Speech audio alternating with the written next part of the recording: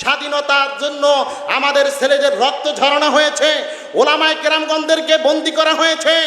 আজ এই মঞ্চ থেকে আমরা সুস্পষ্ট ভাষায় বলতে চাই যে স্বৈরাচারী শাসককে আমাদের রক্তের বিনিময়ে পতন ঘটানো হয়েছে।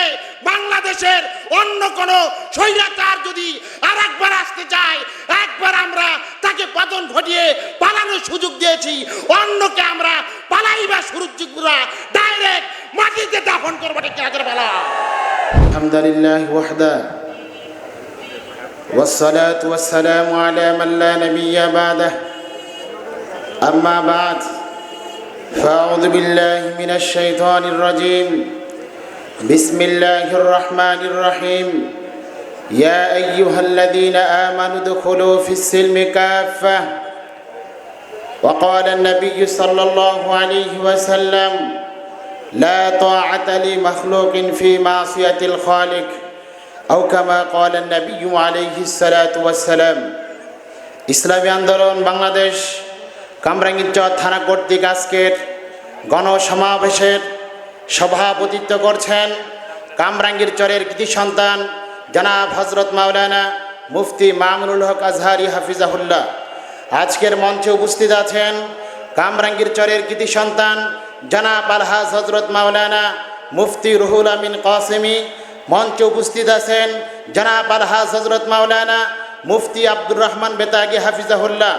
সংগ্রামী সাথী ও বন্ধুগণ, আপনারা জানেন বাংলাদেশ 1971 সালে বর্বর পাক বাহিনীর আক্রমণের ফলে বাংলার দামাল ছেলেরা অস্ত্র হাতে তাদের বিরুদ্ধে লড়াই করে স্বাধীনতা ছিনিয়ে আনে, স্বাধীনতার সূর্যপ্রতীক লাল সবুজের পতাকা। কিন্তু আপনারা দেখতে পাচ্ছেন স্বাধীনতার 50 বছর পেরিয়ে 54 বছর পার হওয়ার পরেও আজ 2024 সালের 5ই আগস্টের ভিতরে 5ই এপ্রিলের মধ্যে আমাদের ছাত্র জনতা সহ বাংলার তৌহিদি মুসলিম জনতা সহ আবারও বাংলার মাটিকে দ্বিতীয়বার স্বাধীনতার জন্য আমাদের ছেলেদের রক্ত ঝরানো হয়েছে, ওলামায়ে কেরামগণদেরকে বন্দী করা হয়েছে। আজ এই মঞ্চ থেকে আমরা সুস্পষ্ট ভাষায় বলতে চাই যে স্বৈরাচারী শাসককে আমাদের রক্তের বিনিময়ে পতন ঘটানো হয়েছে। বাংলাদেশের অন্য কোন স্বৈরাচার যদি আর একবার আসতে চায়, একবার আমরা তাকে পতন ঘটিয়ে পালানোর সুযোগ দিয়েছি, অন্যকে আমরা পালাইবার সুযোগ ডাইরেক্ট মাটিতে দাফন করবো। ঠিক আছে বলা সংগ্রামী সাথী ও বন্ধুগণ, আপনারা জানেন এই মাটি শাহজালাল ইয়ামানী রহমতুল্লাহ আলাইহির মাটি। এই মাটিতে সৈয়দ ফজলুল করিম রহমতুল্লাহ আলাইহি ঘুমায়, এই মাটিতে হাফিজ জুজুর রহমতুল্লাহ আলাইহি ঘুমায়, এই মাটিতে শাইখুল হাদিস রহমতুল্লাহ আলাইহি ঘুমায়, এই মাটিতে আন্নি সাহেব রহমতুল্লাহ আলাইহি ঘুমায়, এই মাটিতে সাইদি সাহেব রহমতুল্লাহ আলাইহি ঘুমায়। এই মাটিকে নিয়ে আর একবার ষড়যন্ত্র করবা, তাকে জিন্দা দাফন করবা। ঠিক না বলা সংগ্রামী সাথী ও বন্ধুগণ, মুমিন কখনো এক গর্তে দ্বিতীয়বার পা দেয় না, মনে রাখবেন।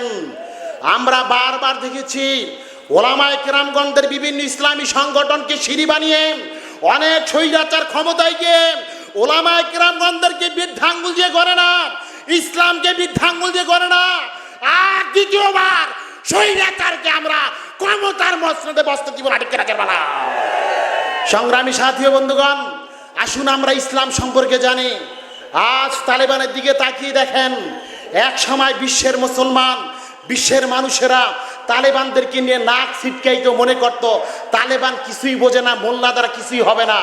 আমরা দেখতে পাচ্ছি আজ তালেবান তারা কত সুন্দরভাবে দেশ পরিচালনা করতেছে। তাদের থেকে শিক্ষা নিয়ে আগামী প্রজন্মকে বলতে চাই, এই বাংলা হবে কোরআনের বাংলা, ওলামায়ে কেরামের বাংলা, পীর সাহেব চরমানের বাংলা। কই যদি বাধা দিতে হয় তাতে আমরা রক্ষা দেব না ইনশাআল্লাহ।